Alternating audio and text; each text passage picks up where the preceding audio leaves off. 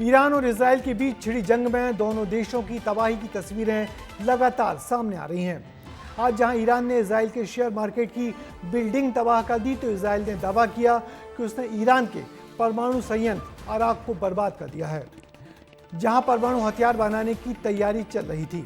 उधर ईरान में पढ़ने वाले भारतीय छात्रों का पहला जत्था आज भारत पहुंच गया है। इनमें अधिकतर छात्र कश्मीर के थे, जिनको उनके घर पहुंचाया गया है।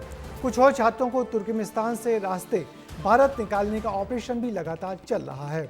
मगर इन दो देशों के बीच चल रहे संघर्ष में कुछ और देश न कूद जाए, इसका डर हमेशा बना हुआ है। ये रिपोर्ट देखिए।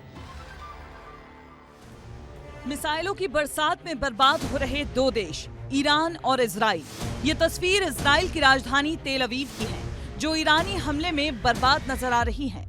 ठीक ऐसे ही इजरायली हमले में ईरान के अराक स्थित एटमी रिएक्टर पर बड़ा हमला हुआ है। अराक पर हमला ईरान का बड़ा नुकसान है, क्योंकि अराक में बड़े पैमाने पर हथियारों का उत्पादन होता है। इधर ईरान ने इजराइल के 4 बड़े शहरों पर हमला किया, जिसमें तेल अवीव में इमारतें तबाह हो गईं। स्टॉक एक्सचेंज बिल्डिंग पर भी हमला हुआ और इजराइल के सबसे बड़े अस्पताल पर भी ईरान ने हमला किया है। ईरान के सुप्रीम लीडर खामनेई ने सरेंडर करने से इनकार कर दिया है, लेकिन इस बीच दोनों देशों ने अब तक क्या कुछ खोया है, आप वो देखें। ईरान के 639 लोग मारे गए हैं, इसमें 90% आम नागरिक शामिल हैं। इजराइल में 24 लोगों की मौत हुई है, लेकिन ईरान ने इजराइल के बुनियादी ढांचे को बहुत नुकसान पहुंचाया है। खबर है कि ईरान के सुप्रीम लीडर ने अपने नागरिकों को व्हाट्सएप डिलीट करने को कहा है। उन्हें शक है कि इजराइल इस ऐप के जरिए जासूसी कर रहा है।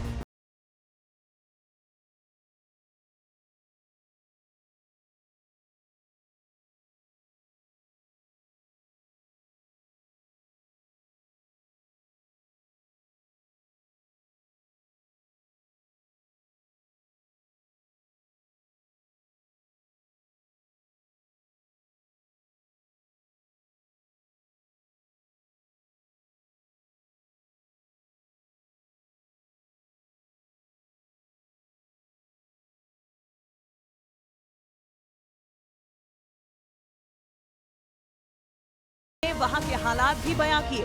वहाँ के हालात बहुत वर्स्ट हैं, वहाँ के लोगों के लिए भी। वहाँ छोटे छोटे बच्चे हैं। हमारे 3 बजे रात को हमारे डॉम के ऊपर से एक मिसाइल निकली थी, तो हमारी पूरी विंडो हिल गई थी। खुशी बयान नहीं कर सकता। अपने घर वालों को देखने के लिए खुशी जो है बहुत ज्यादा है। हालात खराब होते जा रहे। मोस्टली जो तेहरान में है, जो कैपिटल है, वहाँ पे बहुत ज्यादा हालात खराब है। तेहरान और इजराइल में हो रहा है, कैपिटल पे अटैक कर रहे हैं। उन्होंने एक भी सिटी नहीं छोड़ी, हर किसी सिटी पे अटैक किया। इन छात्रों ने एक तरफ ईरान से सुरक्षित वापस लौटने पर मोदी सरकार की तारीफ की, लेकिन ये उमर अब्दुल्ला के रवैये से नाराज भी हैं। हमारे सीएम साहब ने कहा था कि वैसा होगा, लेकिन जब हमने देखा बाहर बसेस खड़ी है, वो एसआरटीसी बसेस है और इतनी गंदी हालत में। हम 4 दिन से कंटिन्यूसली ट्रैवल कर रहे हैं, तो वो कैसे सोच सकते थे कि हम उन बसेस में ट्रैवल करेंगे।